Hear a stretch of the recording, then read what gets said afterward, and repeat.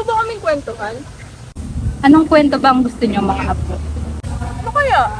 Ay, alam ko na. Yung pag-iibigan niyo po ni Lolo. Oo nga, no? Ayun ba? Ang paninirahan namin noon sa San Diego ay mapayapa. Ang simoy ng hangin ay kakaiba. Kasama kong nakatira sa bahay na iyon, ang aking tiya Isabel at si Kiko na siyang aming katulong. At dinalaw ako ng inyong lolo sa pamamahay na iyon.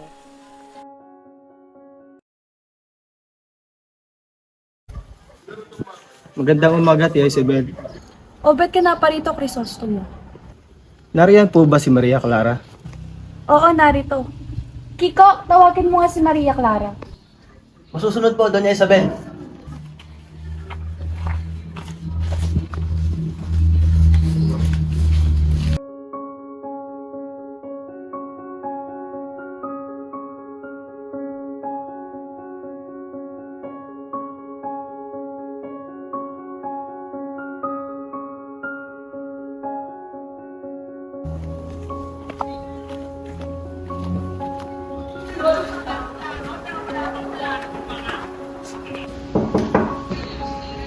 Sino yon?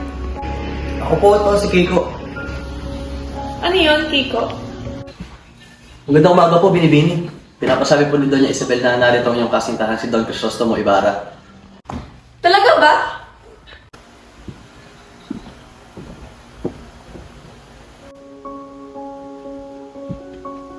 Magandang umaga, Maria Clara. Ang pag-iibigan namin ay hindi matutumbasan ng kahit na ano. Kahit pa nga siya ay nanggaling sa Europa noon, ay tiniyak niyang mapuntahan agad ako upang ikwento sa akin ang kanyang naging bakasyon.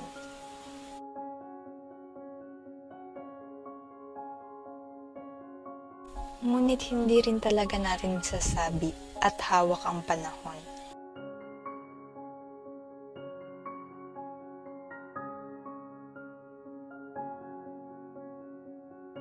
Pero hindi siya kailanman nawala sa puso't isip ko. Ano pang kwentong gusto niyong malaman? Ano pong nangyari sa piyesta ng San Diego noon?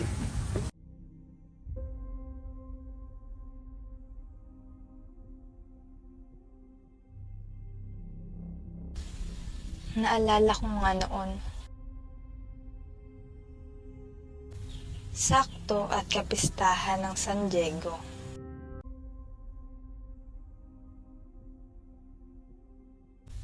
May pamisa ang mga praile na si Padre Damaso, kasama niya si Padre Salvi.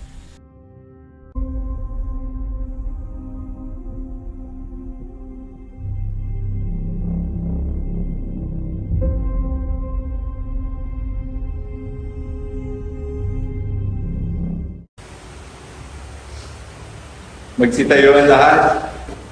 Ngayong araw ay panibagong pag-asa na binigay sa atin ng Diyos. Mga angel, wala kayong karapatan para husgahan ang ating tanan. Ako ang Cora Porobo ng San Diego. Ngayong linggo ay kapistahan ng San Diego at tayo ay maglagay ng ikapo. Ang mga tao sa simbahan ay nag-aabot ng pangdonasyon alinsunod sa sinabi ng pari.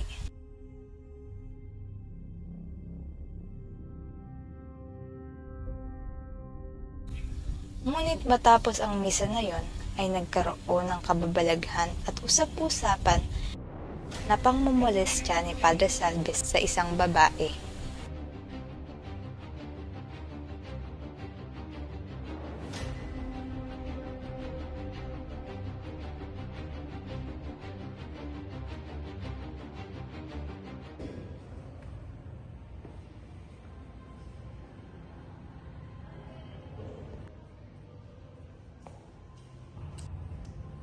Binibini, kamusta?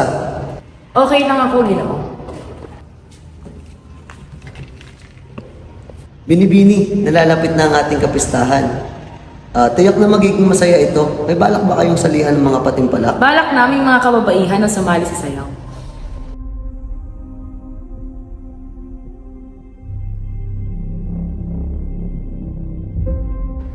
Padre Salvi, magandang hapon po.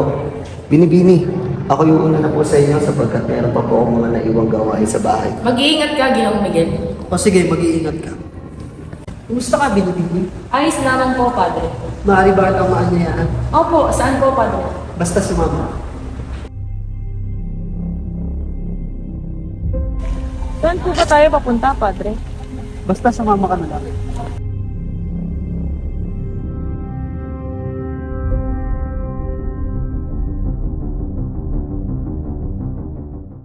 Padre, mukhang malayo na po ang ating narating. Kailangan ko na pong umuwi at baka hinahanap na po ako sa amin.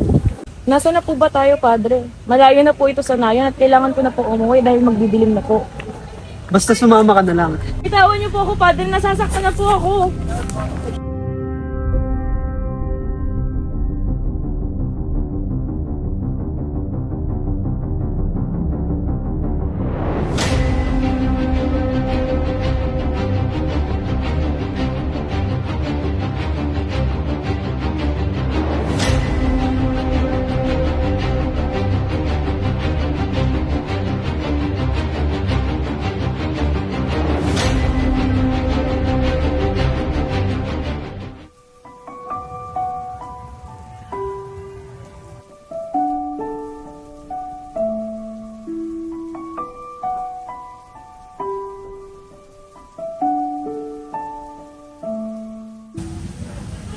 Oh, Tinay!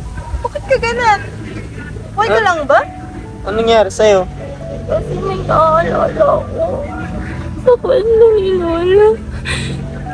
Naalala ko na minolesta na ako. Hindi maalis sa isip ko kung paano siya pumasok sa aming bahay habang ako'y natutulog. Pinagsamantalahan niya ako. At umalis na parang wala lang nangyari. Ayoko marinig yung mga ganang bagay. Natatakot ako sa tuwing naririnig ko yung mga ganang bagay. Ayoko na maulit sa akin ulit yun.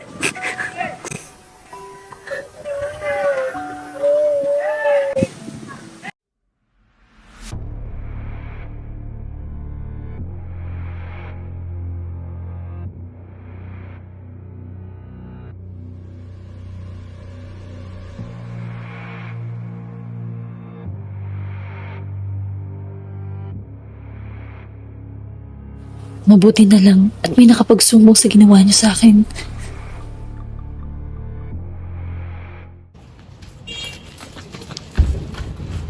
Manong, nandiyan ba si Kapitan? Oo, nandito si Kapitan. Tara, pasok kayo. Kapitan, may tawag ko sa labas.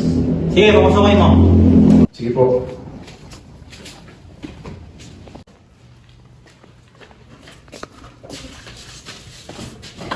Kapitan, meron po kami nakita lalaki na kaya naninala.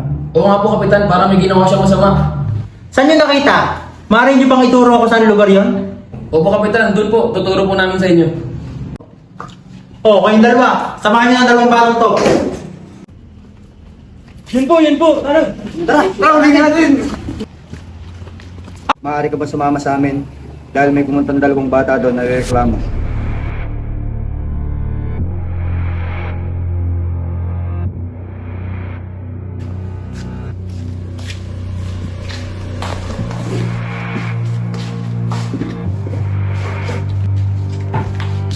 Mga bata, siya ba ang tinutukoy niyo? Opo, siya po.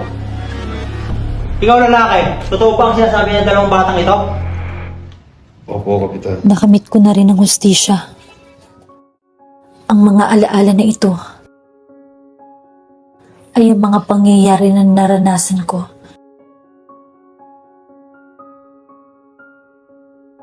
At maibabaon na rin sa limot.